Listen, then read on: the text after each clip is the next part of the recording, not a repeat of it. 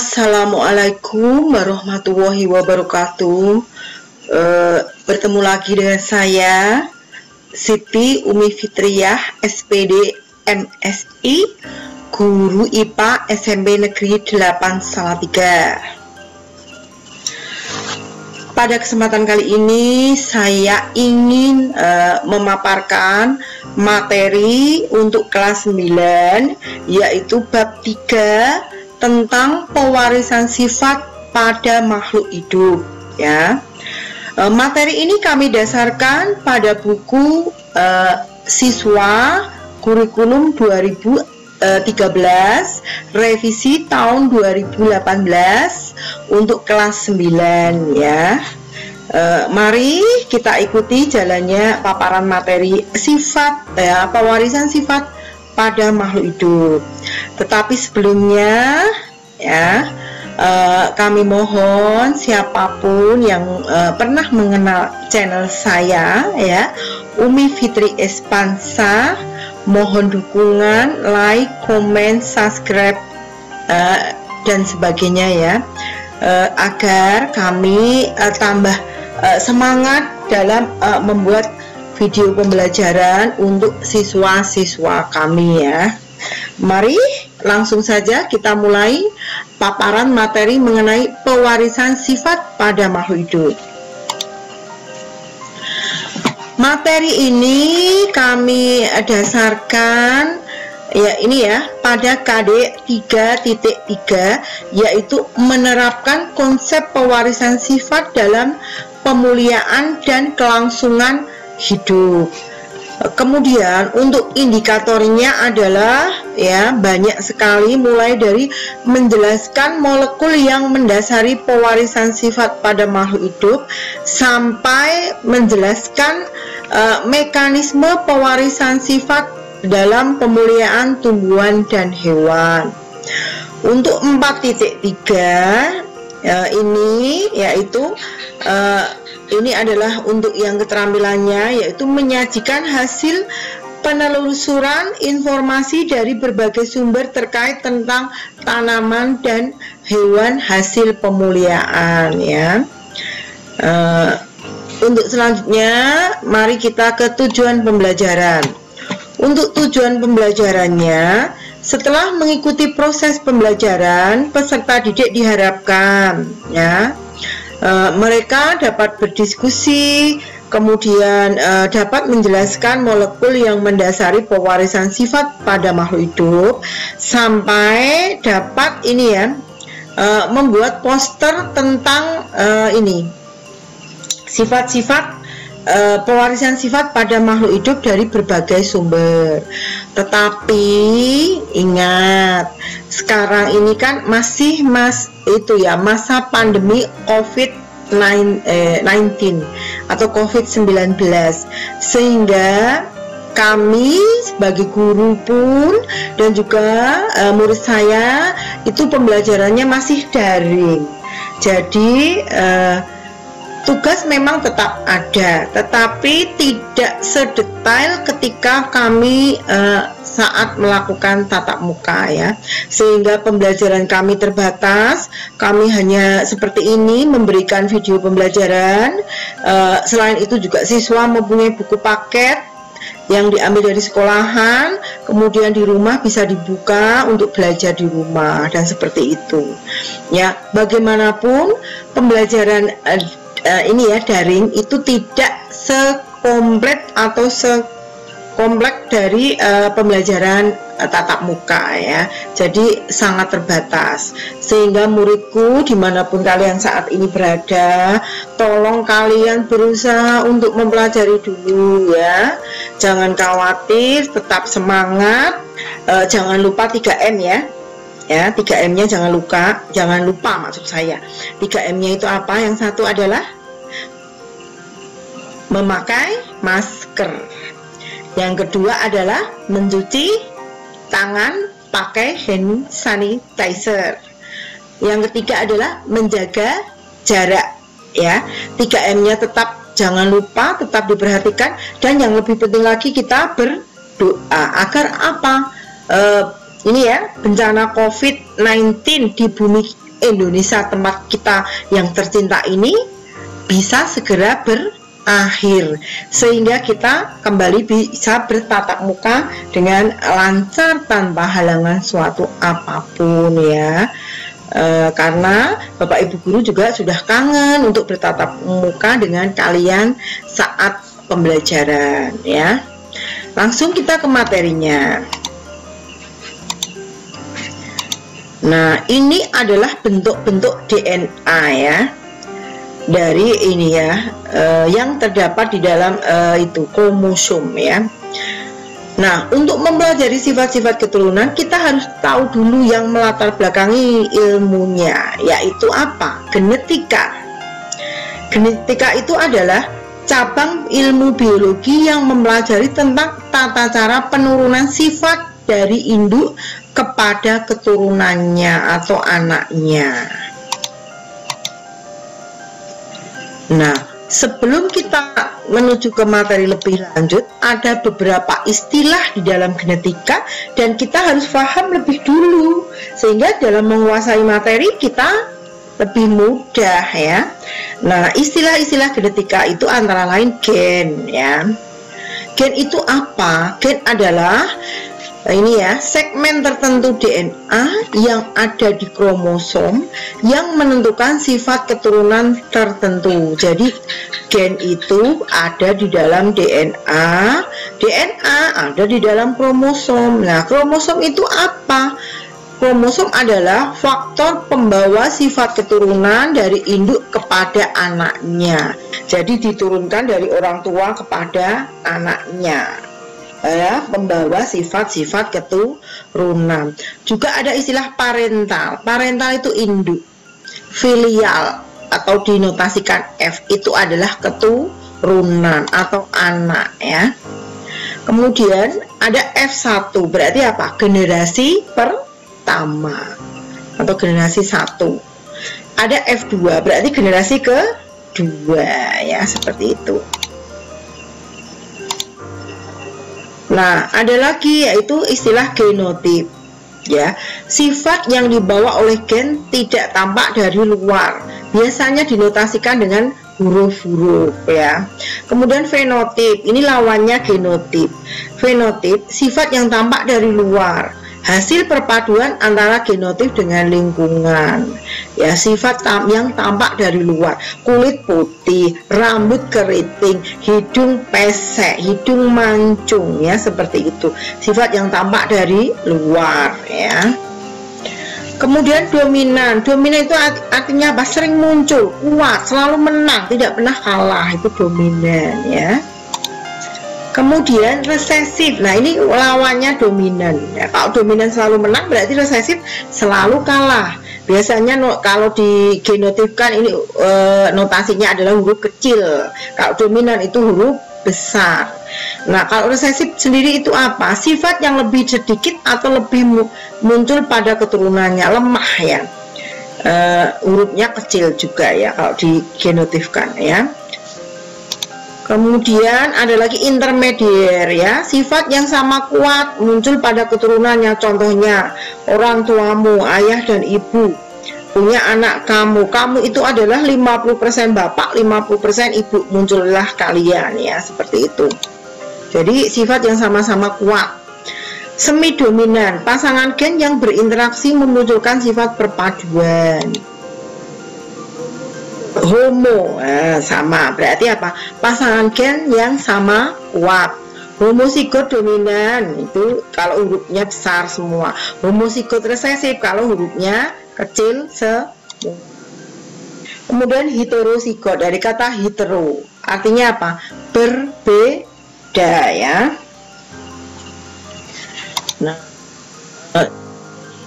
A besar dengan A kecil, K besar dengan K kecil, jadi berbeda. Galur murni itu adalah ini ya, ini organisme dengan genotip homozigot biasanya dia dominan. Dan backcross, persilangan antara F1 dengan induknya yang dominan.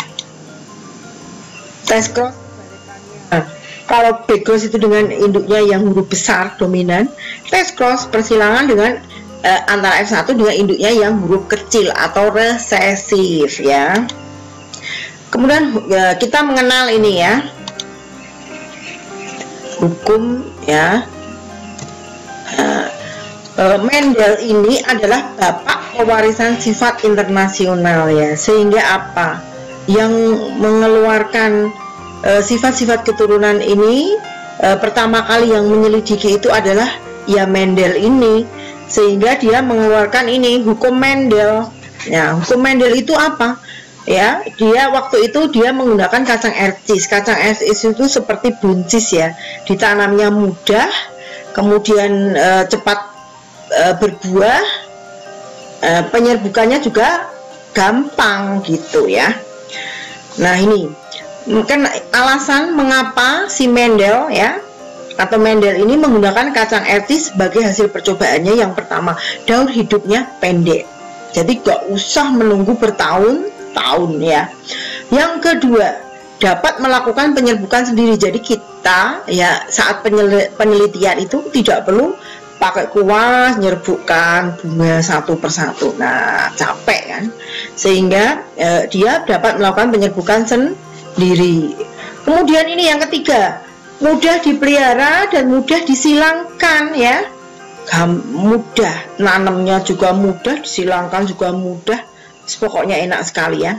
Kemudian ini memiliki varietas yang sifat bedanya itu sangat kontra, ada yang berbunga pink, ada yang berbunga ungu, ada yang berbunga merah, ada yang bunga keoren-orenyan. Nah, varietasnya itu sangat banyak. Kemudian yang kelima, kromosomnya juga banyak, yaitu inilah alasan Mendel menggunakan kacang ercis atau kacang buncis ya. Nah, di persilangan dikenal dengan hukum Mendel 1 ataupun juga hukum Mendel 2. Hukum Mendel 1 atau biasa dikenal dengan prinsip segregasi atau pemisahan secara bebas. Bunyinya apa? Nih. Pada pembentukan gamet, gamet itu terdiri dari dua huruf tadi ya, A besar atau A besar A kecil atau A kecil itu namanya gamet ya. Dua gen yang berpasangan akan dipisahkan ke dalam dua sel gamet secara bebas ya.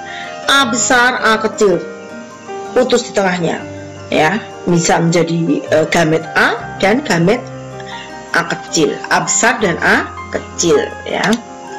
Kemudian hukum Mendel 2 atau prinsip berpasangan juga secara bebas, memisahnya juga bebas, berpasangan juga bebas ya. Bunyinya adalah pada pembentukan gamet, gen-gen yang memisahkan diri dari suatu pasangan akan secara bebas berkelompok dengan gen-gen lain yang berasal dari pasangan yang lain. Tadi kan hukum Mendel 1 kan A besar dengan A kecil memisah, A-nya sendiri, A kecilnya juga sendiri. Nah, hukum Mendel 2 itu kebalikannya.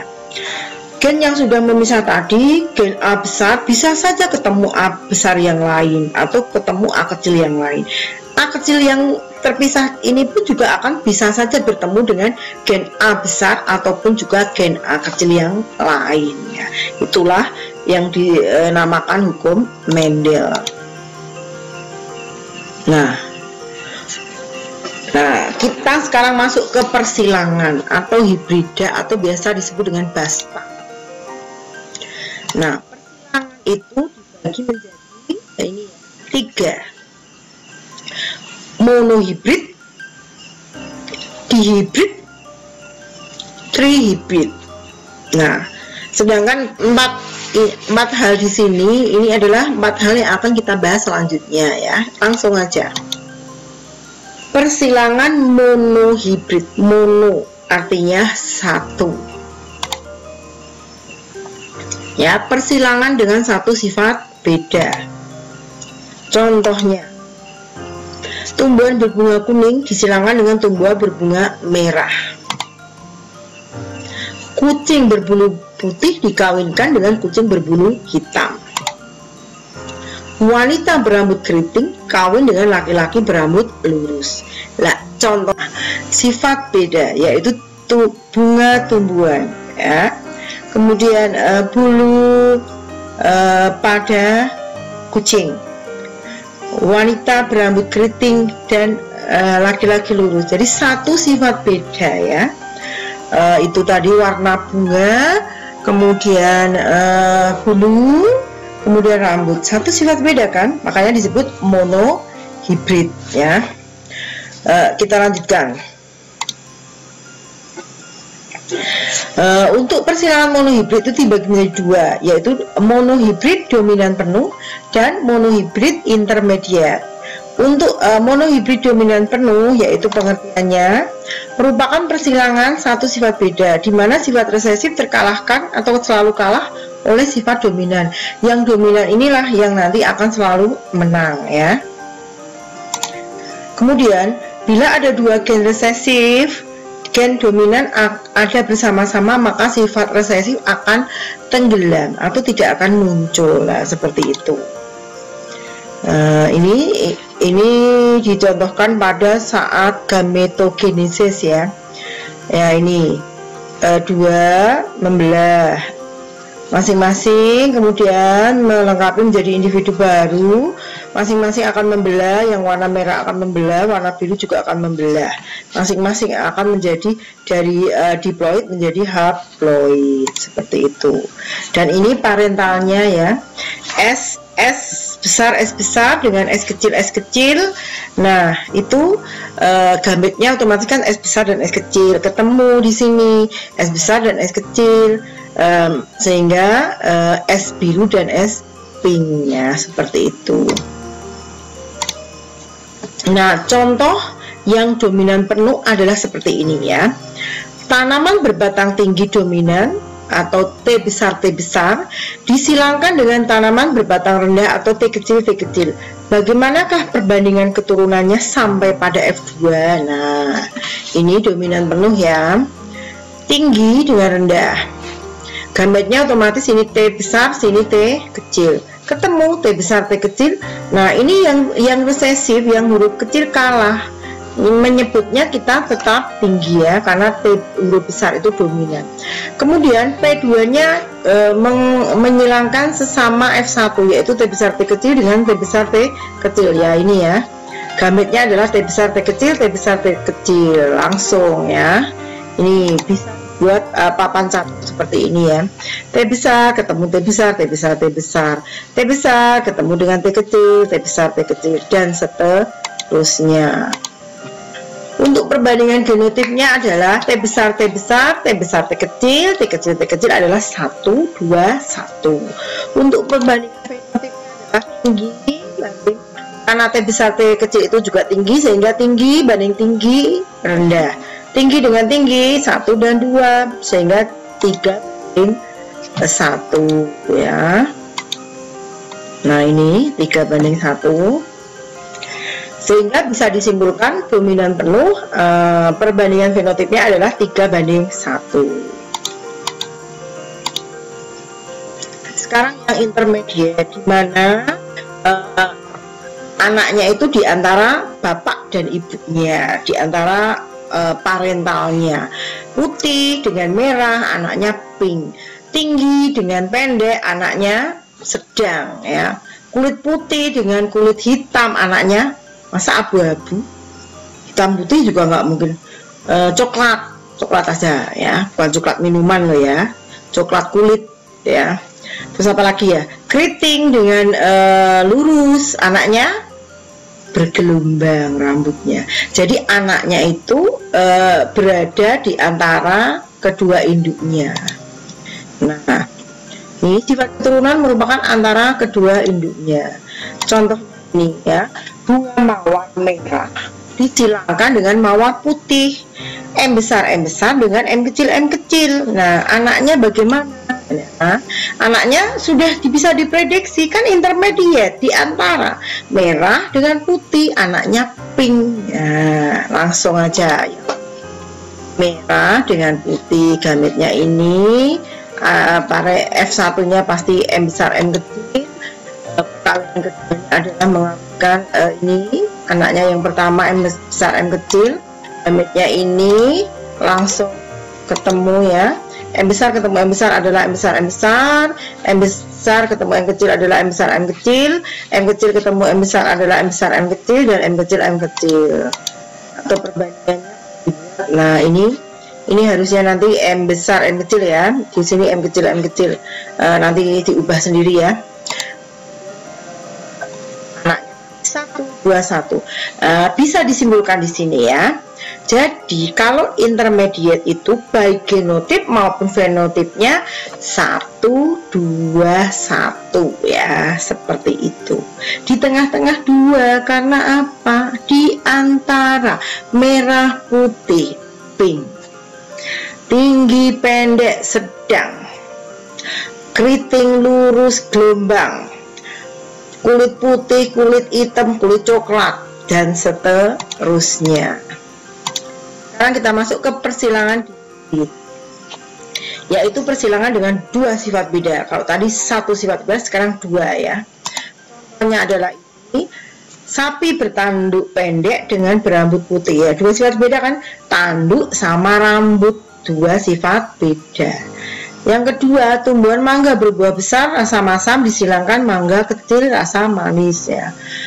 Besar kecut atau masam, kecil tapi manis. Nah, 2 sifat beda kan. Nah, contohnya adalah ini,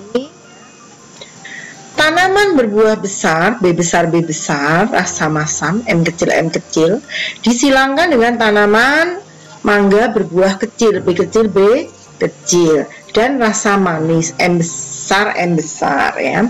Bagaimana perbandingan keturunannya pada F2? Langsung saja. Nah, F1-nya kan sudah diketahui di atas, yaitu ini ya, besar asam B besar M kecil, kecil manis B kecil M besar. Dan ini adalah ini B, karena sama cukup ditulis 1 B besar M kecil, dan di sini B kecil M besar. Pasti anaknya adalah B besar B kecil M besar alias besar manis. Nah, F2 menyilangkan sama anaknya, yaitu B besar B kecil M kecil dengan B besar B kecil M besar M kecil. Nah, anaknya seperti ini. Gametnya ini, cara membuat gametnya gampang sekali ya. Ini yang pertama dengan yang kedua ini ya. B besar dengan M besar, tulis di sini. B besar dengan M kecil, tulis di sini. B kecil dengan M besar, tulis di sini. Dan B kecil M kecil, tulis di sini. Di sini pun juga sama, tinggal digabungkan atau kita buat papan catur ya. Ini gampang sekali ya. Di sini pasti B besar M kecil. Nah, ya.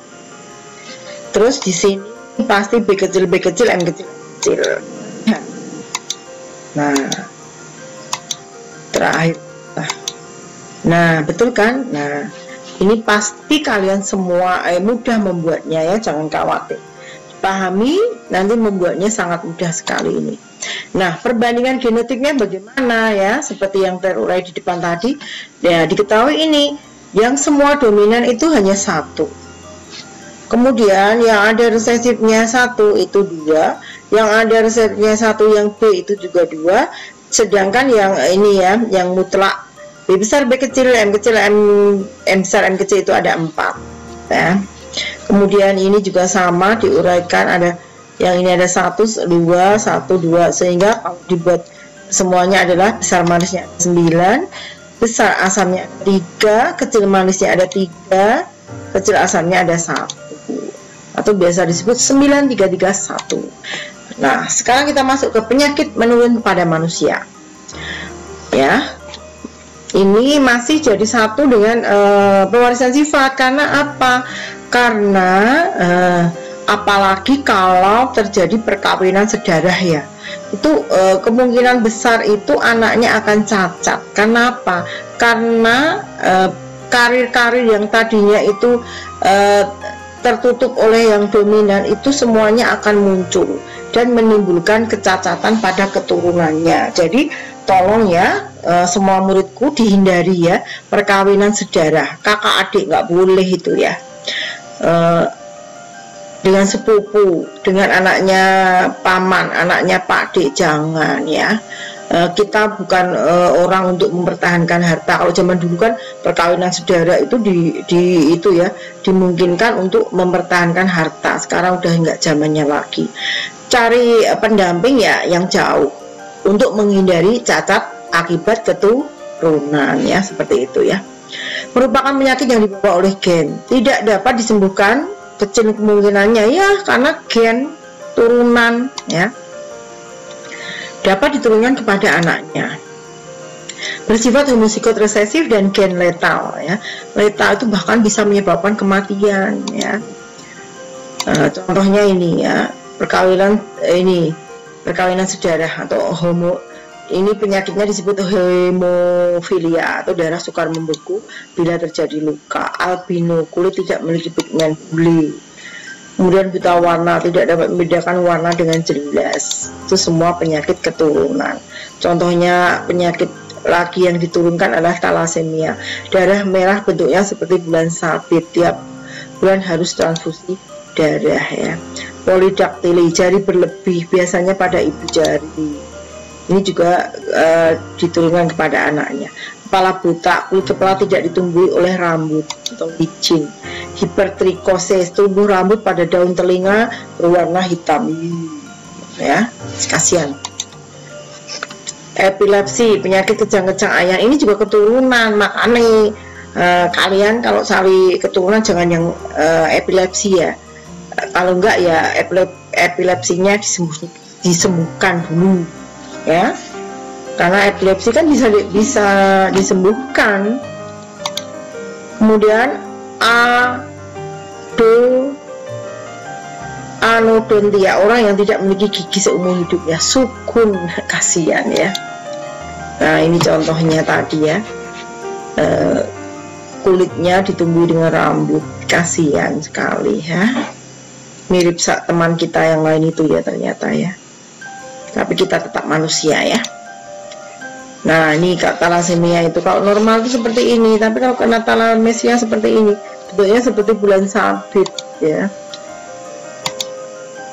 Nah ternyata pewarisan sifat pada makhluk hidup untuk sementara. Sampai di sini pemaparan materi dari saya. Selanjutnya besok kita sambung lagi di video selanjutnya, masih sama, yaitu tentang pewarisan sifat ya. Untuk kesempatan kali ini sampai di sini dulu. Mohon maaf jika saya dalam penyampaian salah-salah kata. Saya akhiri. Assalamualaikum warahmatullahi wabarakatuh. Terima kasih semuanya. Dadah.